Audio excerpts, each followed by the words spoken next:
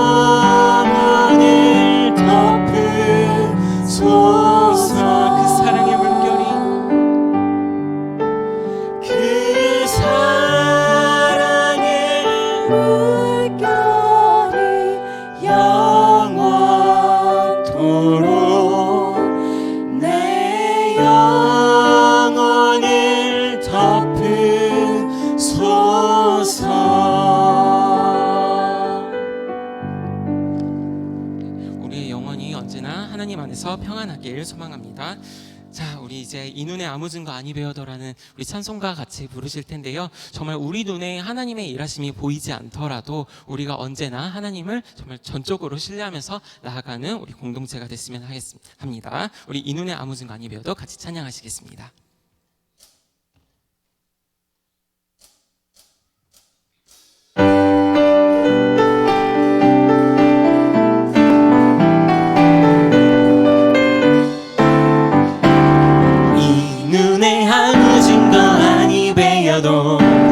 믿음만을 가지고서는 걸으면 이 귀에 아무 소리 아니 들려도 하나님의 약속 위에서 다시 한번 찬양할까요? 이 눈에 아무 증거 아니 배어도 믿음만을 가지고서는 걸으면 이 귀에 아무 소리 아니 들려도 하나님의 약속 위에서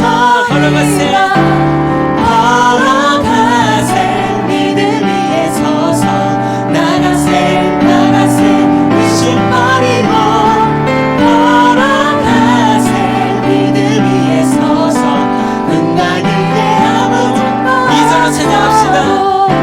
이 눈이 보기에는 어떠하든지 이미 여는 증거대로는 믿으며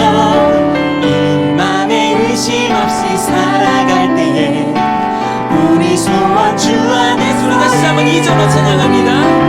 이 눈이 보기에는 어떠하든지 이미 여는 증거대로를 믿으며 이 맘에 의심 없이 살아갈 때에 우리 소원 주 안에서 이루리 걸어가세 믿음 위에 서서 의심 버리고 걸어가세 믿음 위에 서서 눈가기에 우리 다시 한번 걸어가세 믿음 위에 서서 나가세 의심 버리고 걸어가세 믿음 위에 서서 눈가기에 아무 증거를 3절로 찬양할까요? 주님의 거룩함을 두고 맹세한 주 하나님 아버지는 참 이쁘다. 그 귀한 모든 약속 믿는 자에게 능치 못할 무슨 일이 우리 함께 걸어가세 믿음 위에 서서 나가세 의심 버리고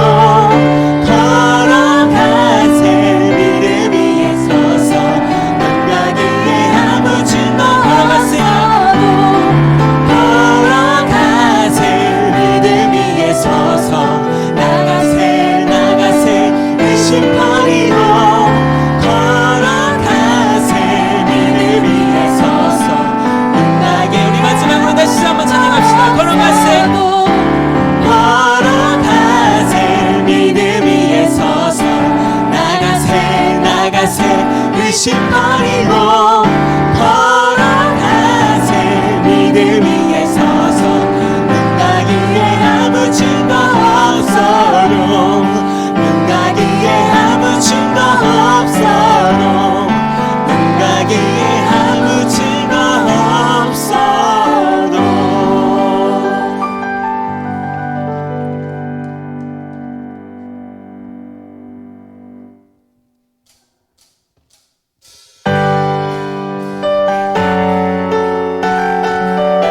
두려움, 여러분들의 불안함들 우리의 능력 되시고 우리 아버지 되시는 하나님 앞에 모두 내려놓기를 원합니다. 우리 더욱 신나게 찬양하기 위해서 자리에서 잠깐 일어나서 찬양하시겠습니다.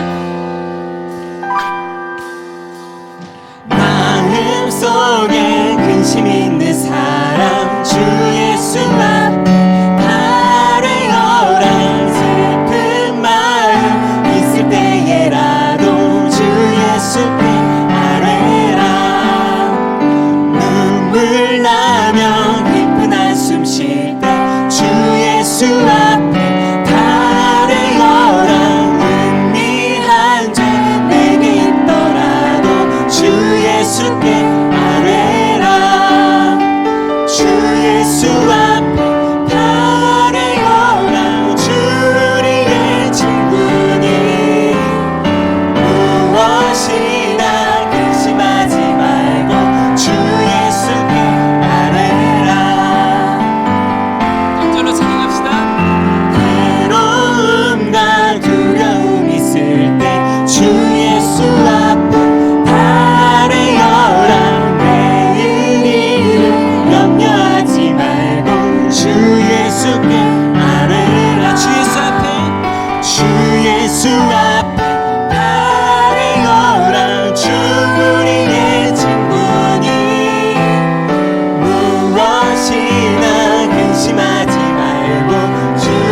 예수께 우리 다시 한번 주 예수 앞에 주 예수 앞에 달을 열라 주 우리의 친구니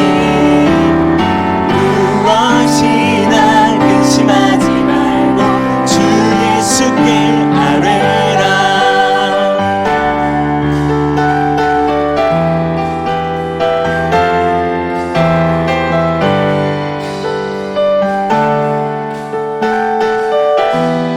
염려하지 말고 염려하지 말고 기도와 간구로 감사함으로 염려하지 말고 기도와 간구로 감사함으로 염려하지 말고 기도와 간구로 감사함으로 염려하지 말고 기도와 간구로 감사함으로 주 예수 앞에 달을 열라 주 우리의 친구니 주 예수 앞에 달을 열라 주 우리의 친구니 무엇이나 근심하지 말고 주 예수께 아뢰 무엇이나 근심하지 말고 주 예수께 아뢰라 우리 영광 되신 하나님께 찬양 박수 올려드리기 원합니다.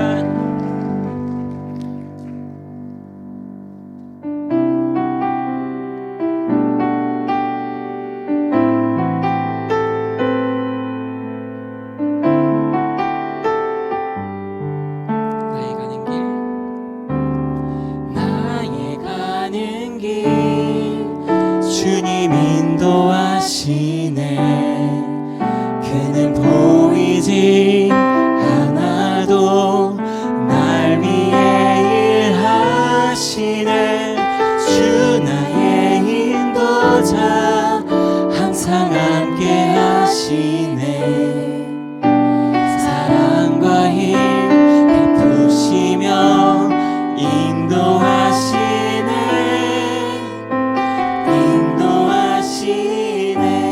다시 한번 나의 가는 길 주님 인도하시네 그는 보이지 않아도 날 위해 일하시네 주 나의 인도자 항상 함께 하시네 사랑과 힘 베푸시며 인도하시네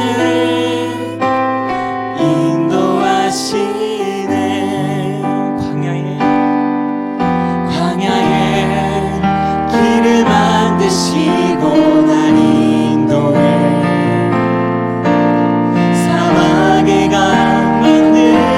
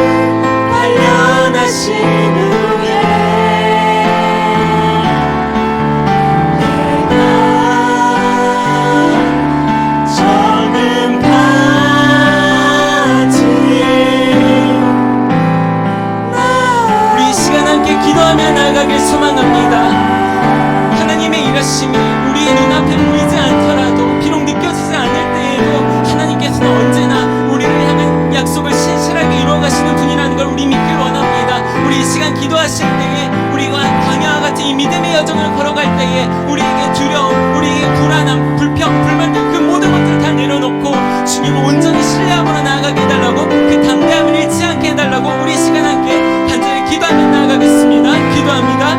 하나님 아버지 감사합니다. 하나님 아버지 저희가 이 믿음의 여정을 걸어갈 때에 늘 저희는 주님께 받은 은혜를 기억하지 못하고 주님께 늘 불평하고 불만하는 하나님의 연약한 믿음을 용서하여 주시옵소서. 하나님 이 광야와 같은 길을 걸어갈 때에 하나님에 대한 온전한 신뢰를, 하나님에 대한 온전한 믿음을 잃지 않게 하여 주시옵시고 저희가 내디는 그 걸음걸음마다 주님께서 함께하여 주셔서 저희가 담대하게 한 발 한 발 내디딜 수 있는 그런 믿음의 공동체가 될 수 있도록 하나님께서 도와주시옵소서.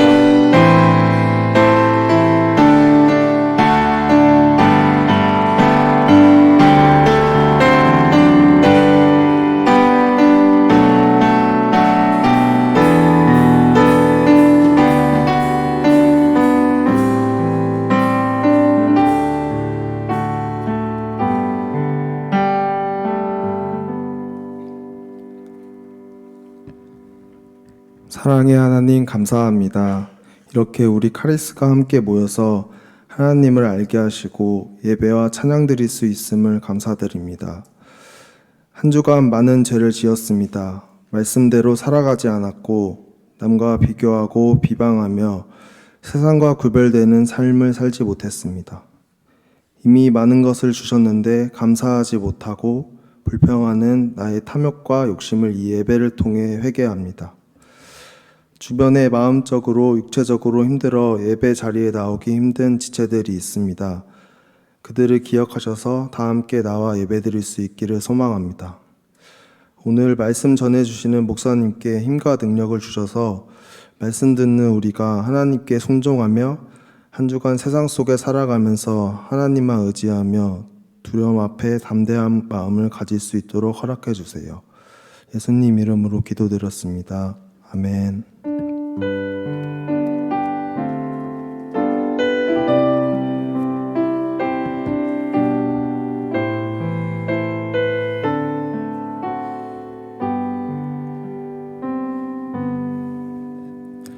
이 시간 함께 보실 하나님 말씀은 민수기 13장 21절부터 33절까지의 말씀입니다. 민수기 13장 21절부터 33절까지의 말씀.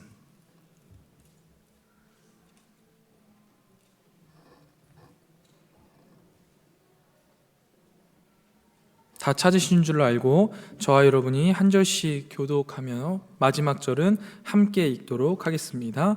민수기 13장 21절부터 33절까지의 말씀, 하나님 말씀입니다.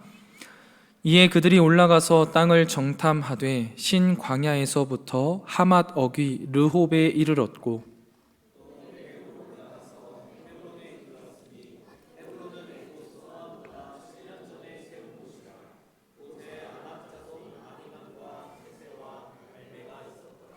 또 에스골 골짜기에 이르러 거기서 포도송이가 달린 가지를 베어 둘이 막대기에 꿰어 메고 또 석류와 무화과를 따니라.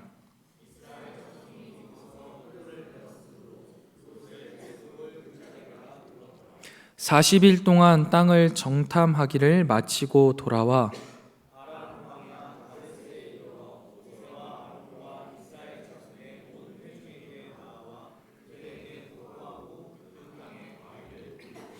모세에게 말하여 이르되 당신이 우리를 보낸 땅에 간즉 과연 그 땅에 젖과 꿀이 흐르는데 이것은 그 땅의 과일이니이다.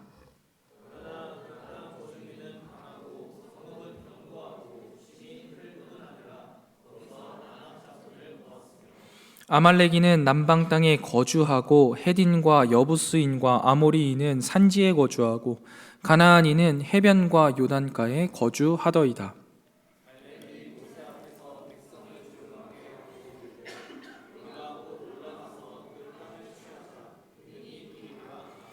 그와 함께 올라갔던 사람들은 이르되 우리는 능히 올라가서 그 백성을 치지 못하리라. 그들은 우리보다 강하니라 하고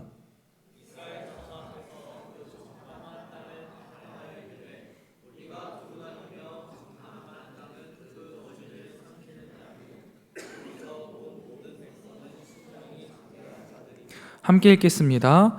거기서 네피림 후손인 아낙 자손의 거인들을 보았나니 우리는 스스로 보기에도 메뚜기 같으니 그들이 보기에도 그와 같았을 것이니라. 아멘. 자, 우리 사랑하는 카리스 여러분, 한 주간 우리가 부활절을 지난 한 주를 보냈는데요. 과연 주님의 부활의 증인으로서의 삶을 충실히 살아오셨습니까? 주님의 부활이 도대체 나에게 어떠한 의미가 있는지를 곰곰이 생각해보는 시간, 또 그 의미를 되새기며 주님이 우리에게 명령하신 대로 이 세상의 모든 민족들을 제자 삼는 일에 최선을 다하는 한 주간이셨기를 주님의 이름으로 축원드려 봅니다. 저희가 마태복음 말씀을 쭉 묵상하다가 이제 마무리를 하고 민수기 말씀으로 넘어왔습니다. 여러분들은 구약 성경과 신약 성경 어느 성경을 조금 더 좋아하십니까? 물론 둘 다 좋아해야 하지만 조금 나뉘는 것 같아요. 그래서 신학교를 다니면요, 요 파를 나누기 시작해요. 그래서 히브리파, 헬라파로 이렇게 나뉘거든요. 여러분들은 어떠세요? 히브리파이십니까?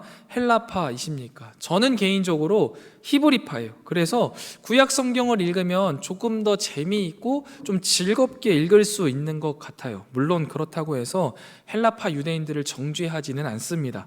그런데 여러분들 이렇게 말씀을 읽어가면서 이 부분이 참 재미있다, 이 부분은 참 즐겁다, 이 부분을 읽는 게 참 행복하다라는 경험을 해보신 적 있으실까요? 말씀을 읽어가면서 이러한 경험들을 하는 것은요, 우리에게 큰 유익이 되고 또 우리의 신앙의 성장에도 큰 도움이 됩니다. 부탁드리건대 우리 애정하는 카리스 여러분들에게도 이러한 행복과 만족이 있으셨으면 좋겠어요. 이것을 누리려면 어떻게 해야 될까요? 말씀 읽으셔야 합니다. 여러분, 말씀 묵상은요, 하나님과의 교제예요. 그래서 우리에게 숙제처럼 다가와서는 안 될 일이긴 하지만 우리가 늘 하나님과 교제하기 위해 말씀을 읽는 일을 게을리하지 않으셨으면 좋겠습니다. 잠시 주님과의 교제를 하지 못하고 계셨던 분들이 계시다면 다시 한번 즐거운 우리 히브리파의 세계로 들어오시기를 요청드려요. 그래서 주님과의 친밀한 교제로 또 즐거움과 기쁨을 누리는 여러분들이 되시면 좋겠습니다. 오늘 본문은요, 우리가 잘 알고 있는 가나안 정탐 사건입니다. 모세가요, 각 지파의 지휘관들을 정탐꾼으로 보내게 되죠. 그들은 바란 광야에 속한 가데스 바네아를 떠나여서 가나안 땅 전역을 다니고 가장 북쪽 끝에 있는 성읍까지 방문을 하고 내려옵니다. 그리고 나서 이스라엘과 또 모세와 여러 사람들 앞에 이제 보고를 하기 시작하죠. 그런데요, 그들이 보고하는 내용이 오늘 등장하는데 그 보고를 보면 긍정적인 내용과 부정적인 내용 두 가지 다를 보고하게 됩니다. 여러분, 우리가 인생을 살아가면서요, 현실을, 지금 주어진 상황을요, 정확하게 파악하는 것의 중요성은요, 아무리 강조해도 지나치지 않습니다. 지금 내 현실이 어떤지, 내가 처한 상황이 어떠한지를요, 우리는 분명히 뚜렷하게 구별하고 구분해야 돼요. 그런데요, 여러분, 현실의 상황을 판단하는 것만으로는 우리의 인생을 살아가는데 큰 의미는 사실 없습니다. 과연 눈앞에 주어진 지금의 현실을 어떻게 내가 받아들이고 반응할 것인가가 사실은 우리의 삶에 있어서 더 중요한 부분이지요. 그리고 여러분, 우리가 이러한 현실 앞에서 어떻게 반응하느냐가 신앙과 불신앙을 가르는 기준이 되어집니다. 그렇기 때문에요, 모든 보고를 받은 후에 과연 가나안 땅을 점령하러 갈 건지 아니면 여기에서 포기할 건지, 이 무엇을 선택할지는요, 이스라엘 백성의 믿음의 영역이었던 것처럼요, 우리의 삶 속에서도 동일하게 우리의 눈앞에 주어진 이 현실 가운데에 어떻게 파악하고 또한 어떻게 반응할 것인지는요, 우리의 믿음의 영역이다라는 것이죠. 그래서 여러분, 저는 이 시간 우리가 함께 읽은 본문을 통해서 현실에 지금 우리에게 주어진 이 문제에 어떻게 반응하는 것이 신앙의 모습이고 또 어떻게 반응하는 것이 불신앙의 모습인지를요, 함께 나누어 보고자 합니다. 말씀을 천천히 따라가면서 읽어볼 건데요, 21절부터 24절을 보시면요, 정탐꾼의 정탐 활동에 대한 기록이 등장합니다. 과연 가나안 땅은 어떠한 땅인가를 설명하는 것이죠. 정탐꾼들이요, 신광야 가데스 바네아에서 출발합니다. 그래서 하맛 어기 르홉 땅까지 이르기까지 40일 동안이나 이스라엘 전역, 즉 지금은 가나안 땅이지요. 이 가나안 땅을 다니면서 정탐 활동을 했다라고 해요. 우리 준비된 자료 한번 띄워주실까요? 보시면은요, 정탐꾼들이요, 신광야에서부터 가나안 남쪽 경계선에서 출발한 거거든요. 그리고 여러분들이 보시기에 왼쪽에 있는 저 빨간 색깔 줄을 따라서 쭉 올라간 거예요. 가나안 땅 북쪽 끝단 성읍인 하맛에 이르러서 르홉 땅까지 점검하고 돌아오는 거죠. 가나안 땅의 가장 북쪽 경계예요. 실제로 나중에 이제 다윗과 솔로몬 또 여로보암 2세가 다스리는 이스라엘의 경계가 되는 부분이 바로 이곳입니다. 르보하맛이 다메섹 북쪽에서 76km 지점 떨어져 있는 지점인데요. 정탐꾼들이 총 이렇게 여행한 거리, 저 빨간 색깔 거리를 따져보면은 대략 한 350km 정도 된다라고 해요. 그런데 여러분, 제가 그래서 옆에 대한민국 지도를요, 동일한 척도로 이제 가져온 거거든요. 그래서 약 보면은 서울에서 부산 거리가 채 조금 넘습니다. 그 정도 거리를 이제 여행을 한 거예요. 정탐을 한 거예요. 그리고 실제로 가나안 땅의 크기가요, 이렇게 길게 되어 있어서 그렇지 이렇게 잘 조물이면은 경상도 정도의 크기밖에 되지 않는다라고 해요. 여러분, 그럼 곰곰이 한번 생각해 봅시다. 경상도 땅을 40일 동안 여행을 한다. 어떻게 여행을 해야지 경상도를 40일 동안 여행할 수 있을까요? 뭐 안 가본 데가 없어야 돼요. 구석구석 다녀야지만 40일 사실 많습니다. 이것도 걸어서 해야 40일을 할 거예요. 즉 그만큼 굉장히 구석구석 세밀하게 안 다녀본 것 없이 정탐을 마치고 내려왔다라는 거예요. 그렇게 쭉 내려오면서 네게브 지역을 둘러보고 마지막 헤브론 땅을 거쳐서 내려오게 되죠. 그런데 이때 본문이요, 재미있는 정보를 하나 제공합니다. 뭐라고 되어 있냐면 헤브론이요, 이집트의 소환보다 7년 전에 세운 곳이다 라고 말해요. 왜 굳이 여기에서 이 말을 했을까가 좀 신기한데요. 여러분, 헤브론, 우리가 성경을 좀 읽어봤다, 내가 신앙생활을 좀 해봤다 하면 다 한 번쯤은 들어봤을 곳이에요. 왜? 그만큼 중요하니까. 이스라엘 백성에게 역사의 대소사에서 이 헤브론을 놓고는 이야기할 수 없으니까 이 헤브론은 굉장히 중요합니다. 특별히 중요한 의미가 뭐가 있겠냐면, 하나님이 아브라함에게 약속하신 언약을 맺으신 곳이 바로 이 헤브론입니다. 우리가 그리고 살펴봤던 사무엘상에서 보면 알 수 있듯이 다윗이 기름 부음을 받은 곳도 이 헤브론이에요. 즉 이 헤브론이 이스라엘 백성들에겐 굉장히 중요한 장소였기 때문에요, 여기에서 이제 하나님이요 한 번 더 짚고 넘어가 주시는 거예요. 야, 너희들이 볼 때 이집트 굉장한 나라지, 거기에 소안이라고 하면은 제2의 도시잖아. 어마어마한 도시인데 그것보다도 7년 전부터 있었던 게 이 헤브론 땅이다. 이 헤브론 땅이 얼마나 유서 깊은 곳인지 알겠지, 얼마나 중요한 곳인지 알겠지 하면서 이 이스라엘 백성들에게 또 우리에게 가르쳐주고 싶으신 거예요. 그런 식으로 해서 한번 또 이야기를 하고 넘어가시는 거죠. 그리고 나서 이 헤브론에 대한 다른 정보는 어떻게 나타납니까? 젖과 꿀이 흐르는 땅이래요. 그런데 동시에 아낙 자손들이 살고 있대요. 여러분, 아낙 자손 혹시 성경에서 자주 등장하는데 어떤 자손인지 알고 계십니까?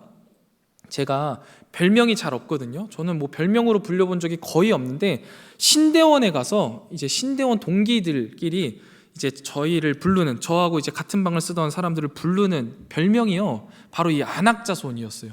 무슨 느낌이냐면요, 여러분, 이 아낙자손은요 키가 큽니다. 그리고 덩치가 좋아요. 그리고 매우 호전적인 종족이에요. 그래서 이 전쟁하기를 좋아하는 종족인데, 저는 뭐 그렇진 않지만 일단 크기상으로 아낙자손과 비슷해서 그렇게 불렸던 거죠. 그게 아낙자손이에요.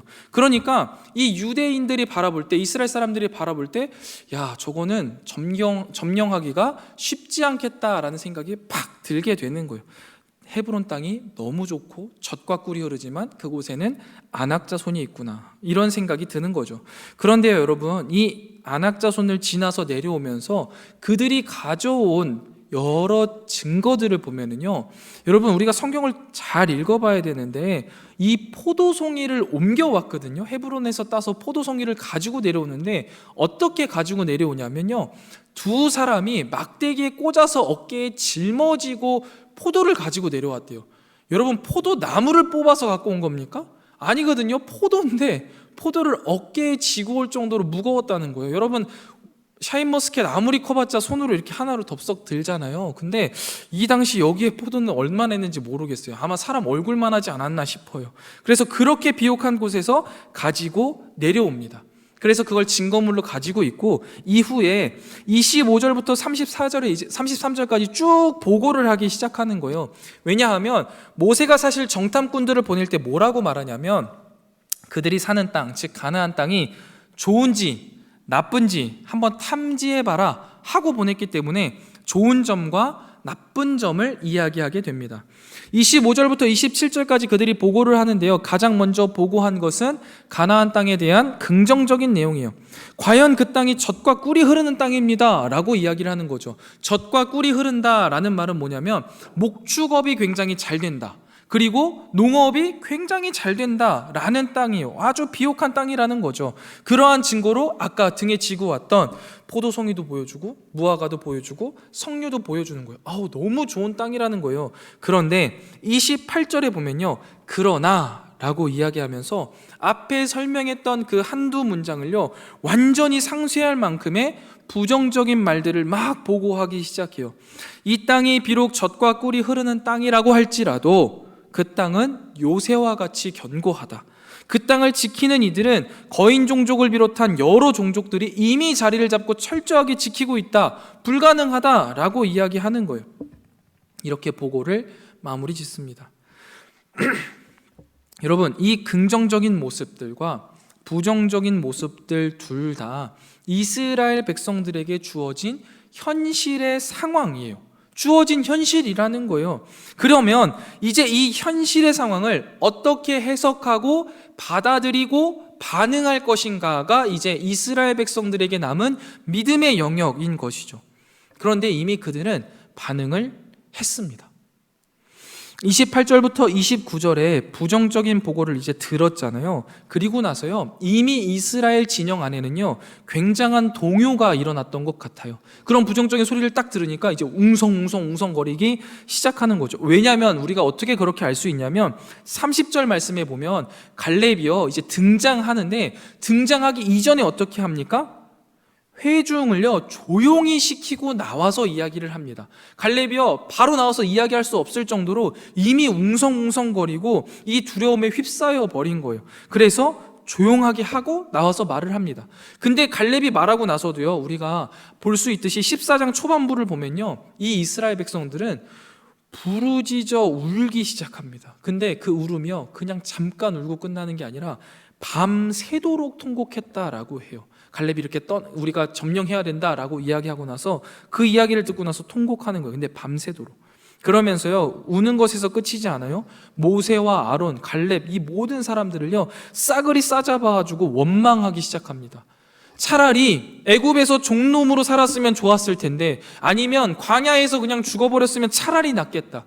아니 어떻게 하나님께서 우리를 인도하여서 가나안 땅에 들어가 칼에 죽게 하냐. 야 돌아가자, 차라리 종놈이 낫겠다 라면서 막 불평불만을 하기를 시작합니다. 여러분, 이게 무슨 망언이에요? 어떻게 종이 더 낫습니까? 애굽 땅에서 그렇게 힘들어하고 슬퍼하며 주님께 기도했을 때 그 기도가 하나님에게 닿았고, 하나님이 그 약속을 기억하셔서 이들을 출애굽시켜 주셔서 비록 광야 땅을 걸어왔지만 자유민으로, 또한 하나님의 약속을 바라보면서 걸어갈 수 있었는데 이들은 그러한 은혜는 전혀 바라보지 못한 채 현실의 이 두려움과 자신을 곧 공격할 것 같은 그 가나안 민족들에게 쫄아서요 이런 망언을 하기 시작합니다. 그런데 이때 이러한 이스라엘 백성들을 조용히 하고 갈렙이요 모세와 백성들 앞에 서서 짧지만 매우 단호하게 말합니다. 우리가 올라가서 그 땅을 취하자. 능히 할 수 있다라고 이야기하죠. 똑같은 현실을 바라봤어요. 그런데요 해석이 다릅니다. 그러니 반응이 달라요. 뒤이어서요 그와 함께 올라갔던 사람들은요 전혀 다른 반응을 또 보이는 거예요. 계속해서 부정적인 악평들을 하기 시작해요. 10명의 적탐꾼들은요 성경에 보면 뭐라고 되어 있냐면 작정하고 악평하였다라고 해요. 이미 마음에는요 결정을 내린 거야. 불가능해, 안 돼, 죽을 거야, 끝났어, 하지 말아야 돼, 안 되는 일이야 라면서 이미 작정하고요 이 땅에 대해서, 땅이 아니죠, 사실 땅 넘어 그 땅을 약속한 하나님의 계획에 대해서요 악평을 하기 시작해요. 그 땅을 펌웨할 뿐만 아니라 이스라엘 백성들 자신까지도요 스스로 모욕합니다. 뭐라고 이야기해요? 우리는 메뚜기만도 못한 존재다 라고 이야기하죠. 여러분, 여기서 우리가 한번 잘 생각해 보면요, 이 가나안 땅의 현실에 대한 것은요 긍정적인 것과 부정적인 것 둘 다입니다. 그런데 이 둘 다에 대한 평가는요, 갈렙이나 열 정탐꾼이나요 아무런 이견이 없어요. 갈렙은요, 야 아니야, 그 사람들 되게 쉬웠잖아, 아니면 그 상황 아니잖아, 이렇게 이야기하는 게 아니에요. 그럼에도 불구하고 할 수 있다라는 거고, 그래서 안 된다라는 것이죠. 갈렙과 여호수아 그리고 열 정탐꾼 사이의 중요한 차이점은 무엇입니까? 신앙과 불신앙을 가르는 이 차이점은요 바로 영적인 안목의 차이예요. 무슨 가치관을 가지고 이 현실을 파악하고 반응하느냐라는 것이죠. 주어진 현실을요 무엇으로 해석할 거냐라는 거예요. 주어진 현실의 상황을 그 현실 자체와 더불어 내가 가지고 있는 나의 것들을 바라보는 것은요 자기중심적인 가치관, 자기중심적인 사고로 받아들이고 파악하는 거예요. 그런데요 여러분, 같은 상황이지만 이 상황 너머에 있었던 하나님의 약속과 그 약속을 이루실 하나님의 신실함을 바라보는 것은요 하나님 중심적인 가치관을 가지고 바라보는 거예요. 이것이 바로 신앙과 불신앙을 가르는 아주 중요한 차이점이고 기준이라는 것이죠. 그렇다면 여러분, 우리는 과연 어떤 가치관을 가지고 이 시대를 살아가면서 현실의 상황을 바라보고 반응하고 있습니까? 현재 주어진 상황 속에서 현실 상황 그 자체를 주도 면밀하게 파악하는 것은요 하나님을 믿는 우리들이나 하나님을 믿지 않는 저들이나 모두에게 필요한 일이에요. 저는 이게 필요하지 않다라는 게 아니에요. 중요하지 않다라는 게 아니에요. 그러나 주어진 상황을, 주어진 현실을 주도 면밀하게 파악하고 나서 우리가 어떻게 해석할 거냐, 어떻게 대처할 거냐는요 분명 달라야 된다라는 겁니다. 신앙의 모습과 불신앙의 모습이요 달라야 된다라는 거예요. 여러분, 저는요 이제 올해 했던 겨울 수련회를 통해서요 사실 참 많은 은혜를 받았거든요. 왜냐하면 이 청년부 수련회 평일에 2박 3일 너무 과감하게 진행을 한 거예요. 그래서 이걸 하기로 해놓고 나니까 아무리 생각해도 안 되는 거예요. 직장인들 대부분인데 도대체 내가 무슨 생각으로 이런 수련회를 기획했지? 이거 실수했다, 내가 너무 안일했다라는 생각을 했어요. 현실의 상황이 그런 거예요. 그래서 상황에 이제 주눅이 확 드는 거죠. 그래서 큰일 났다, 이 수련회 어떡하지 라면서 걱정만 하는 거예요. 그리고 하나님의 약속이나 하나님의 신실함 전혀 바라보지 못했어요. 그리고 제일 중요한 것, 갈렙과 같은 우리 믿음을 가진 카리스 여러분들을 보지 못한 거예요. 제 마음은 10명의 정탐꾼과 똑같았어요. 그래서 저는 마음으로 많은 이유들을 스스로 만들어내고 뒷걸음질 치기 시작했습니다. 그런데요 여러분, 그 시간 여러분들을 통해 또 하나님은요 저를 부끄럽게 하셨어요. 그리고 다시 한번 하나님의 놀라우심과 우리 카리스 청년들의 믿음을 보게 하셨습니다. 1년에 얼마 없는 월차를 써서요 섬겨주었던 리더들 그리고 찬양팀들, 퇴근하자마자 지친 몸을 이끌고 집회에 참여해요. 밤늦게 기도회까지 다 참여하고 새벽 2시, 3시, 4시, 5시가 돼서 다시 출근해요. 출근하고 나서요 또 퇴근을 집회 장소로 하는 거예요. 와서 또 열심히 예배드리고 기도해요, 교제해요. 이게 가능한 일인가 싶을 정도로 우리 청년들이 정말 믿음의 모습으로 세워지는 것들을 보면서 참 많이 부끄러웠습니다. 그리고 마음에 너무나 큰 감동이 있었어요. 그리고 많이 배웠어요. 그래서요 여러분, 몇몇 청년들에게요 어떻게 그렇게 할 수 있냐 물어봤어요. 근데요 그들에게 돌아오는 답변은요 아주 간결하고 간단했어요. 그냥 하나님이 주실 은혜를 사모하는 마음이 있었다라는 거예요. 여러분, 그런데요 오늘 갈렙의 보고를 보면요 이것과 아주 비슷하고 흡사하더라고요. 저는 갈렙의 보고를 보면서 이때 물어봤을 때 대답했던 청년들의 대답이 떠올랐어요. 너무 간결하고 단순한 거예요. 하나님이 주실 은혜를 사모하는데 그게 뭐가 중요하냐라는 거예요. 그런데 여러분, 다른 정탐꾼들의 보고는 어떻습니까? 내가 이미 작정하고 결단한 대로 하지 않으려고 여러 가지 이유들을 만들어내고요 그럴싸해 보여요. 굉장히 논리적이고 사실적이고 이성적인 것처럼 보인다라는 거예요. 그런데요 그 안에 심겨져 있는 건 뭐예요? 하나님과 자신을 향한 강한 불신입니다. 그런데요 갈렙은 달라요. 매우 단순해요. 간결해요. 그리고 직설적이고 감정적으로 보여요. 그런데 하나님을 향한 신앙의 고백이, 하나님을 향한 뜨거운 고백이 그의 고백 가운데 있다라는 거예요. 갈렙은 무엇을 본 거예요? 하나님의 약속을 본 거예요. 하나님이 이루실 그 하나님의 신실하심을 본 거예요. 다른 10명의 정탐꾼들은요, 그 땅의 사람들, 현실에 처한 문제들을 바라보면서 주저하고 뒷걸음질 치는 거죠. 애정하는 카리스 여러분, 이러한 상황들을 보면요, 저는 이런 결론을 내렸습니다. 하나님 백성에게 이루지 못할 하나님의 뜻은 없구나. 다시 한번 분명히 말씀드려요. 하나님 백성에게 이루지 못할 하나님의 뜻은 없다라는 사실을요, 우리는 확신해야 합니다. 하나님의 뜻을 이루어가는 하나님의 백성에게요, 하나님은 용기를 주세요. 담대함을 주세요. 확신을 주세요. 그 믿음을 가지고 주어진 현실에 대해 반응하게 하시고요, 하나님을 의지하여서 나아가게 하십니다. 우리가 이 이야기 다 알고 있잖아요. 이때에 이렇게 긍정적으로 하나님의 약속을 붙잡고 나아갔던 여호수아와 갈렙에게는요, 진짜로 하나님께서 그 땅을 취하게 하십니다. 하나님의 놀라운 역사를 통하여서 아낙 자손을 이기게 하시고요, 그 가운데 그 땅을 취함으로써 하나님께 영광을 드러내고 후손이 잘 되는 복을 받아 누리게 하셔요. 그게 어디에서 비롯된 거예요? 하나님의 신실하심을 바라보는 하나님 중심적인 사고에서 시작된 거예요. 그러나 자기 중심적인 사고로 안 된다면서 여러 가지 이유와 상황을 대면서 뒷걸음질 쳤던 나머지 10명의 지파는요, 그 땅을 차지하지도 못했을 뿐더러 굉장히 힘들게 삶을 살아갔음을 볼 수 있어요. 여러분, 같은 가나안 땅을 점령해 나가는 일이거든요. 이 12지파가 결국엔 나중에 다 차지하기는 했거든요. 그런데 그 삶 속에서요, 어떤 사람은 기쁨과 감사로 강하고 담대한 믿음을 갖고 나아갔던 반면에 어떤 사람들은요, 힘들게 끌려가면서 지치고 힘든 가운데 안 될 거야 절망하고 좌절하면서 그 일을 이루어갔어요. 여러분이라면 같은 하나님의 나라의 일을 이루어간다면 어떤 삶으로 살아가고 싶으십니까? 양 진영은 분명히 똑같은 것을 봤어요. 똑같은 상황 가운데 거해 있단 말이에요. 그런데 어떻게 반응하느냐가 그들의 삶을, 또 그들의 후손의 삶을 좌지우지했다라는 것이죠.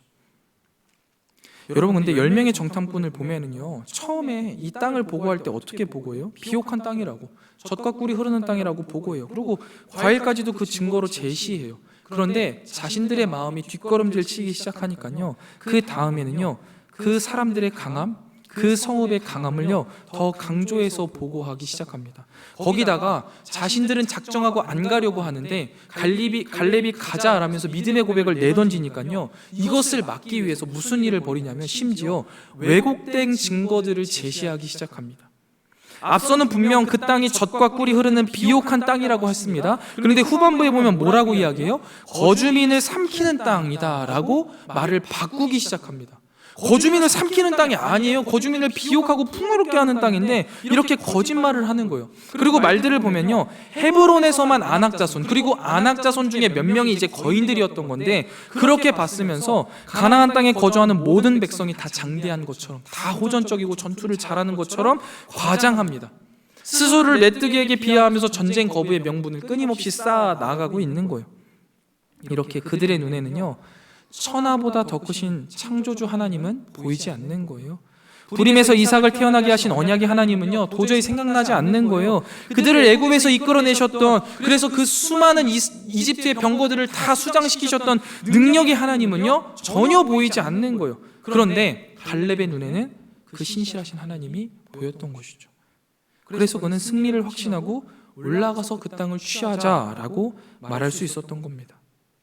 애정하는 카리스 여러분, 지금의 현실을 바라보고 나를 바라보는 자기중심적인 시선에서요, 우리는 벗어나야만 합니다. 주어진 현실 속에서도 하나님의 약속과 그 신실하심을 바라보는 하나님 중심적인 신앙을 가지고 살아갈 때요, 우리는 이 시대의 갈렙과 같이 살아낼 수 있습니다. 저는 우리 카리스 청년들이요, 이런 갈렙과 같은 사람들 다 되시기를요, 주님의 이름으로 축원드립니다. 이것이 바로 우리의 사명이고요, 우리가 살아내야 할 방식이라는 거예요. 자, 그렇다면요 여러분, 우리가 분명히 붙들어야 할 것은요, 하나님 백성에게 이루지 못할 하나님의 뜻은 없다라는 사실인데요, 그렇다면 도대체 나에게 주어진 하나님의 뜻이 무엇이냐라는 것이죠. 이 당시 이스라엘 백성들에게 하나님의 뜻은 무엇이었습니까? 가나안 땅을 점령하는 것이 하나님의 뜻이었겠죠. 그렇다면 오늘날 이 시대를 살아가고 있는 우리들에게 하나님이 주신 하나님의 뜻은 무엇입니까? 지난주 말씀을 떠올려 보시면 되겠죠. 오늘날 우리에게 주신 동일한 사명이 무엇이었습니까? 너희는 가서 모든 민족으로 제자를 삼고 아버지와 아들의 이름으로 세례를 베풀고 내가 가르친 모든 것을 가르쳐 지키게 하라 라고 말씀하신 그 지상명령이 우리에게 여전히 남아있고 우리의 사명이지 않습니까? 제자 삼는 일은요, 우리 모두가 해야 할 일이에요. 그래서 우리가 지난 한 주간 이 일을 위해 최선을 다해 살아왔던 것 아닙니까? 가정과 직장에서 나를 통해 복음이 전달되기를, 나를 통해 하나님이 드러나시기를, 나를 통해 예수님의 가르침이 드러나기를 바라면서 최선을 다해서 살아왔던 것 아닙니까? 그것이 하나님이 우리에게 맡겨주신 사명이에요.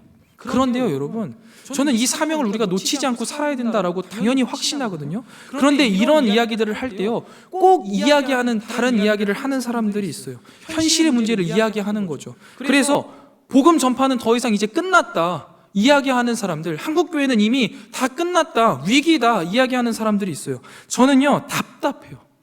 끝났다? 위기다? 이야기할 수 있겠죠. 그럼 어떻게 해야 됩니까? 끝입니까? 멈춰야 되나요? 안 돼서 이제 하지 않아야 되나요? 그렇지 않잖아요. 어떻게 해서는지 방법을 찾아내고 하나님이 약속하신 약속을 바라보며 나아가야 되잖아요. 여러분, 제가 몇 가지를 하나 보여드리려고 좀 가져왔어요. 기독교 윤리 실천운동이라는 단체에서요, 1월 16일 올해입니다, 한국교회 100주년 기념관에서 발표한 2023년 한국교회 사회적 신뢰도 여론조사 결과이거든요. 한번 띄워주실래요? 한국교회를 얼마나 한국 사회가 신뢰하고 있느냐라는 거예요.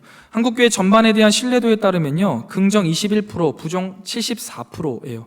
한국교회를요, 굉장히 부정적으로 본다라는 거죠. 굉장히 압도적으로 높아요. 한국교회의 신뢰도가 굉장히 낮은데요, 신뢰한다는 응답이요 21%밖에 없어요. 근데 이게 기독교인들과 비기독교인들을 다 이제 대상으로 한 거니까 이 21%가 아마 기독교인일 가능성이 굉장히 농후하죠.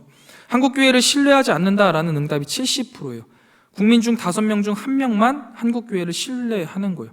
이게 작년에 2020년도에 비교했을 때보다 한 10% 정도가 더 떨어졌어요. 넘겨주세요. 그리고 개신교를 제외한 모든 종교 응답자 중에서요, 54% 정도가 신뢰하지 않는다라고 이야기했을 뿐만 아니라 더욱더 신뢰하는 게요, 카톨릭을 훨씬 더 신뢰해요. 카톨릭이 21%로 제일 많습니다. 개신교가 16%, 불교가 15%예요. 또 넘겨주세요. 친근감 있는 종교에 대해서는요, 불교가요 23%예요. 가톨릭 19%, 개신교 19.6%. 그래가지고 제일 마지막 순서예요. 불교가 굉장히 친근감이 요새는 있나 봐요. 넘겨주세요. 그 다음에 가장 호감 가는 종교에 대해서는요, 카톨릭이 가장 높은 24%, 불교가 23%, 개신교 16%예요. 친근감과 호감은 비슷한 표현인데요, 친근감은 이미 형성되어 있는 이미지라고 한다면 호감은 더 가까이 가고 싶은 감정이잖아요. 이런 점에서요, 불교가 일반 국민들에게 이미 가까이 와 있는 종교고요, 카톨릭이 가까이 다가가고 싶은 종교라고 한다면 개신교는요, 우리 기독교는요, 두 가지 면에서 가장 거리감을 느끼는 종교라는 게 드러난 거예요. 특히 무종교인들에게 개신교의 친근감은요, 카톨릭에 대한 친근감의 4분의 1 수준, 4.2%에 그쳐졌어요. 내려주세요, 여러분. 이렇습니다. 지금 한국교회 상황이요, 이런 거예요. 한국교회가 처한 현실이에요. 그래서요, 다들 복음을 증거하는 일이 어렵다라고 이야기해요. 어디에 가서요, 하나님 믿는다고 이야기하면 안 된다라고 이야기해요. 복음을 증거하는 일은 우리에게 이제 끝났다라고 이야기해요. 전도의 시대가 끝났다라고 이야기해요. 여러분, 이게 무슨 마인드입니까? 이것이 바로 자기중심적인 사고를 가진 사람들의 마인드 아니겠습니까? 불신앙의 모습 아니에요? 하나님 중심 사고를 가진 사람들은요, 하나님께서 우리에게 명령하신 게 무엇인지를 분명히 압니다. 제자 삼으라 말씀하셨잖아요. 그러면 제자 삼으로 나가면 돼요. 현실의 상황이 어떠한 것과 관계가 없는 거예요. 현실의 상황은 극복하면 되는 거죠. 하나님이 분명히 이루실 것을 믿고 나아가서 한 명이라도 더 만나서 전하면 되는 거죠. 내 삶의 일부분이라도 하나님의 자녀로서 드러내면 되는 건데, 이래서 안 돼, 저래서 안 돼, 핑계를 한다면 그것은요, 불신앙의 모습이에요. 불평과 불만으로는요, 여러분, 아무것도 이룰 수 없고 얻을 수 없어요. 그러나 하나님의 약속을 믿으면요, 그 약속이 성취되는 기쁨과 감격을요, 우리가 누릴 수 있다라는 사실을 여러분 오늘 말씀을 통해서 깨달으시기 바랍니다. 말씀을 정리해 볼게요. 이 세상을 살아가는 우리들 역시요, 하나님이 약속하신 미래를 바라보면서 믿음으로 나아가야 돼요. 두려움이 없어야 돼요. 그러나 도전해야 합니다. 하나님의 백성이 이루지를 못할 하나님의 약속은요, 우리 가운데 없다라는 거예요. 하나님이 약속하신 것은요, 하나님이 분명히 이루시기 때문이죠. 신실하신 하나님은 하나님의 백성인 우리를 사용하셔서 하나님의 뜻을 분명히 이루실 거예요. 현실을 바라보며 좌절하거나 낙심하거나 핑계하지 마세요. 하나님의 약속은 분명히 이루어질 것을 믿으면서 믿음으로 우리의 삶을 주님께 내어 던져서 두려움 없이 우리는 도전해야만 합니다. 그렇다면요, 여러분, 우리의 삶을 던져 두려움 없이 이루어야 할 하나님의 약속이 무엇입니까? 제자 삼는 일이에요. 나가서 복음을 전하셔야 돼요. 가정에서, 직장에서 끊임없이 내 삶을 통해 하나님이 드러나도록 애를 쓰셔야만 합니다. 곰곰이 생각해보면 우리의 믿음을 가로막는 가장 큰 적은요, 외부의 요인에 있지 않습니다. 내 안에 있는 두려움이에요, 아니면 내가 이미 확정한 나의 마음이에요. 두려움이나 아니면 불평, 불만의 마음은 하나님이 원하시는 마음 아니에요. 하나님이 주시는 마음 아니에요. 나를 바라보고 상황을 바라보는 자기중심적인 신앙은요, 하나님을 신뢰하지 못하게 만들어요. 그 마음들은 다 우리가 내려놓아야만 합니다.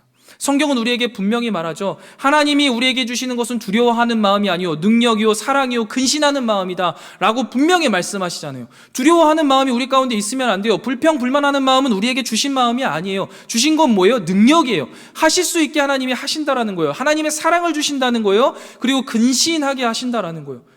여기에서 누가 불평과 불만을 할 수 있겠어요? 아니면 누가 여기에서 핑계할 거리가 있겠어요? 여러분, 두려워하지 마세요. 걱정하지 마세요. 불평과 불만하지 마세요. 핑계치 마세요. 하나님이 주시는 능력과 사랑, 그리고 근신하는 마음으로 하나님의 뜻을 위해 모든 민족을 제자 삼는 일이에요. 우리 삶을 내어드립시다. 그것이 어떻게 됐던 여러분들의 삶 속에서 여러분들 각자가 해가실 수 있는 그 능력과 사랑으로, 근신하는 마음으로 최선을 다하셔야 합니다. 애정하는 카리스 여러분, 이 시간 믿음으로 나온 우리가 어떠한 상황 속에서도요, 하나님 중심적인 사고를 가지고 이 상황을 바라보면서 제자 삼으라고 말씀하시는 하나님의 약속을 이루어가는 저와 여러분이 되시기를 주님의 이름으로 축원드립니다. 우리 이 시간 함께 찬양 후에 기도하기를 원하는데요, 하나님은 늘 옳습니다 라는 찬양을 준비했어요. 이 찬양 아마 처음 부르시는 찬양이실 텐데요, 제가 말씀을 묵상하면서 이제 찬양을 찾다가 듣게 된 찬양이에요. 근데 이 찬양의 가사를 보시면요, 다른 게 없습니다. 하나님은 늘 옳다라는 거예요. 하나님이 우리에게 약속하시고 우리를 걸어가게 하시는 이 여정이요, 여러분, 옳습니다. 이러하든 저러하든 우리는 하나님의 뜻이 옳음을 늘 고백하고 그 가운데 내 삶을 내어드리면서 나아가는 것이 우리의 몫이라는 사실을 기억해야 돼요. 그래서 불평, 불만할 시간에 내 주님, 하나님 당신은 옳습니다. 내가 당신의 삶에 내 모든 것을 내어드립니다 라고 고백할 수 있는 우리가 되게 해달라고 우리 함께 찬양 드리신 후에 기도하고 나아가도록 하겠습니다.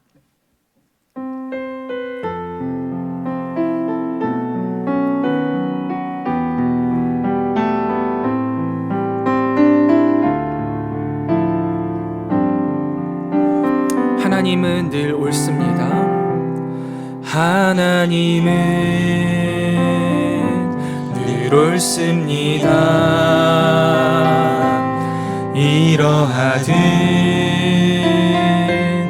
저러하든 아니라고 여겨도 하나님은 다시 한번 고백합니다. 하나님은 늘 옳습니다. 하나님은 늘 옳습니다. 이러하든 저러하든 아니라고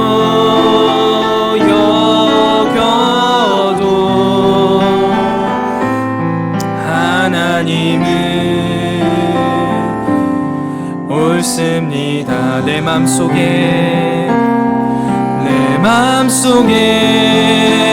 새겨진 변함없는 그 진리 하나님은 언제나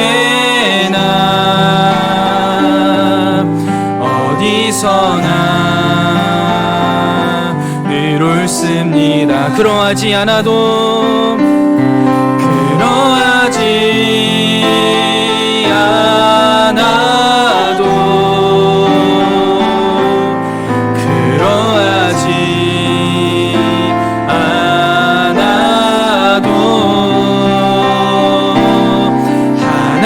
하나님이 하신다면 그 길만을 따르리라. 내 맘속에 새겨진 내 맘속에 새겨진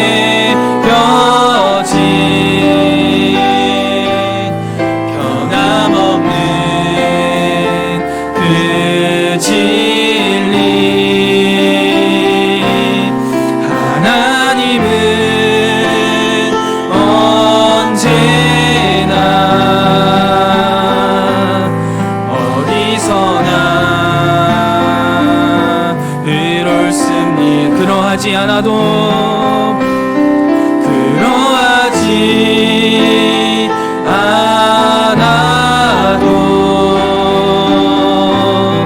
하나님은 의롭습니다. 아멘. 애정하는 카리스 여러분, 우리 이 시간 함께 기도하기를 원합니다.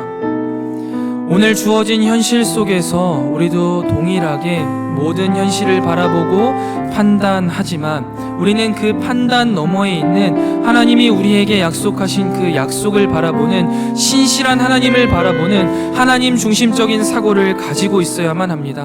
현실의 문제가 빡빡하고 현실이 너무나 힘들고 어려울지라도 하나님이 나에게 약속하신 그 약속은 분명히 이루어질 것이며 주님이 우리에게 주신 그 가나안 땅은요 우리에게 가장 필요한 곳이고 우리에게 가장 귀한 곳입니다. 왜냐하면 주님이 늘 옳기 때문입니다. 우리가 그 고백을 가지고 오늘 하루도 또한 이번 일주일의 삶 가운데에도 주님이 우리에게 약속하신 대로 하나님이 우리에게 가라 명하신 모든 제자를 민족을 제자 삼는 일에 우리의 삶을 내어드리고 그 일들을 위하여서 핑계하거나 불평하지 않고 하나님의 뜻을 위하여서 내 삶을 드리겠습니다. 간절히 고백하며 나아가는 이 기도의 시간이 되기를 원합니다. 우리 이 시간 주님 앞에 간절한 마음으로 기도하며 나아가도록 하겠습니다. 기도합니다.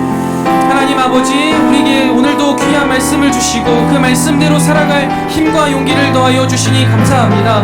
하나님, 우리에게 주어진 이 현실이 참으로 막막하고 어려울지라도 하나님이 우리에게 약속하신 그 땅은 주님께서 우리에게 기필코 주실 것임을, 또한 그 하나님의 약속이 기필코 이루어질 것임을 우리가 알기에 주님께서 주신 그 믿음 하나 붙잡고 하나님께서 우리에게 주시는 능력 하나 붙잡고 주님께서 우리에게 주시는 그 마음 붙들고 사랑 붙들고 근신함으로 나아가기를 원하며 결단하오니 주님, 내 마음속에 두려워하는 마음, 게으른 마음, 나태한 마음, 아니면 아버지 하나님의 그 뜻을 정말 두려워하는 마음, 불안해서 뒷걸음질 치려고 하는 나의 마음들이 사라지게 하여 주시옵소서. 주님이 우리에게 주시는 그 마음은 두려워하는 마음이 아니라 주님 분명히 말씀하였고 우리 가운데 그런 불신앙의 모습이 없어야 된다라고 말씀하시는데 주님, 오늘 이 정탐꾼들의 삶과 또한 구약의 그 이스라엘 백성들의 모습을 통하여서 우리에게 깨닫게 하시는 바가 있게 하여 주셔서 주님이 우리에게 허락하신 그 가나안 땅을 향하여서 주님이 우리에게 말씀하신 그 하나님의 뜻을 향하여서 뒷걸음치지 않고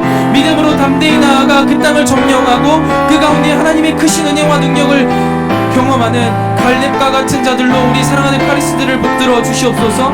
우리의 믿음은 연약하지만 하나님의 뜻이 분명히 이루어질 것이고 하나님이 우리를 이끌어 가시는 그 강하고 크신 능력에 우리의 삶을 내어드릴 때에 하나님이 우리에게 주시는 은혜를 누릴 수 있음을 고백하며 아버지 하나님 앞에 모든 것을 내어드리는 우리 카리스 청년들 다 볼 수 있도록 주여 인도하여 주시옵소서. 우리의 마음을 붙들어 주옵시고 하나님 아버지의 크신 은혜를 바라보며 나아가고자 결단하는 자들에게 힘과 능력을 더하여 주시옵소서. 주님, 우리에게 주님의 크신 은혜를 베풀어 주시고 소망합니다.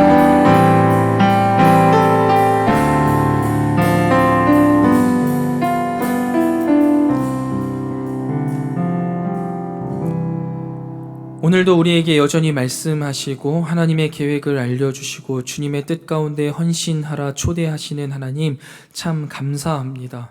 하나님의 뜻이 무엇인지 우리가 분명히 알고 있사오니 그 뜻에 순종하는 자들 되게 하여 주시옵소서. 물론 하나님 당신의 뜻을 이루어가는 것이 매우 힘들고 어려운 일이지만 그럼에도 불구하고 하나님께서는 하나님의 뜻을 기필코 이루시며 그 뜻을 이루어가는 자들에게 힘과 능력과 사랑과 근신을 더하신다라는 사실, 또한 내가 세상 끝날까지 너와 함께 하시겠다고 했던 그 하나님의 약속을 기억하며 우리가 하나님의 뜻을 이루기 위해 내 삶을 주님께 온전히 드리기를 원합니다. 불평불만하고 뒷걸음질 쳤던 10명의 정탐꾼이 되지 않게 하시고 하나님의 뜻에 순종하며 우리가 올라가자 능히 이기리라 결단하며 독려하였던 여호수아와 갈렙의 모습으로 살아내기를 원합니다. 그리하여서 주님, 마지막 시대에 하나님께서 우리에게 맡겨주신 귀한 사명, 모든 민족을 제자 삼는 일에 우리 사랑하는 카리스 청년들이 쓰임받게 하시고 가정과 직장, 모든 삶의 구석구석에서 하나님의 나라와 그분의 통치를 드러내는 자들로서 귀히 쓰임받게 하여 주시옵소서. 현실의 상황이 녹록치 않다, 내가 주어진 내 삶이 힘들다라는 이유로 핑계하지 않게 하시고 좌절하지 않게 하시고 미리 뒷걸음질치지 않게 하시고 오직 하나님이 이루실 것을 믿으며 담대함으로 나의 삶을 하루하루 온전히 내어드리는 사랑하는 귀한 카리스 청년들 다 될 수 있도록 인도하여 주시옵소서. 이제는 우리 구주 예수 그리스도의 은혜와 하나님 아버지의 무한하신 사랑하심과 성령 하나님의 진리로 인도하시는 은혜의 크신 역사가 하나님께서 우리에게 주신 그 귀한 뜻을 분별하여서 모든 민족을 제자 삼는 일에 나의 삶을 내어 드리리라. 현실의 어려움을 바라보는 것이 아니라 하나님의 약속을 바라보는 하나님 중심적인 사고를 가지고 살아내리라. 잔잔히 다짐하고 돌아가는 사랑하는 모든 카리스 공동체 머리머리 위에 이제로부터 영원토록 함께 있을지어다. 아멘.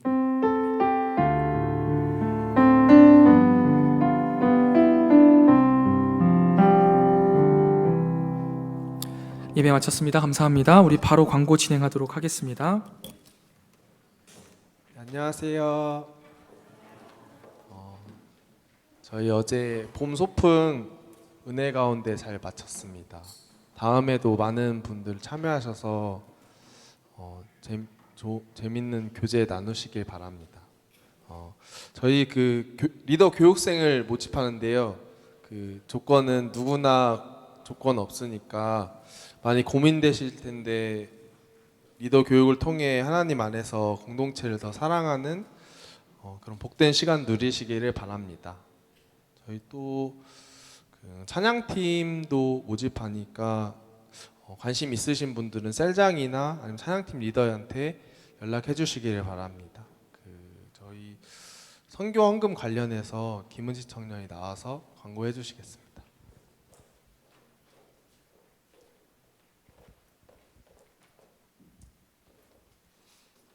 네, 안녕하세요. 저 선경금 보고 먼저 할게요. 선경금은 지난달 88,000원 들어와가지고 잔액 238,000원 남아있어요. 혹시 지금 못 드리신 분들은 나가시면서 드리셔도 되니까 알고 계시면 되겠습니다. 그러면 우리 다 같이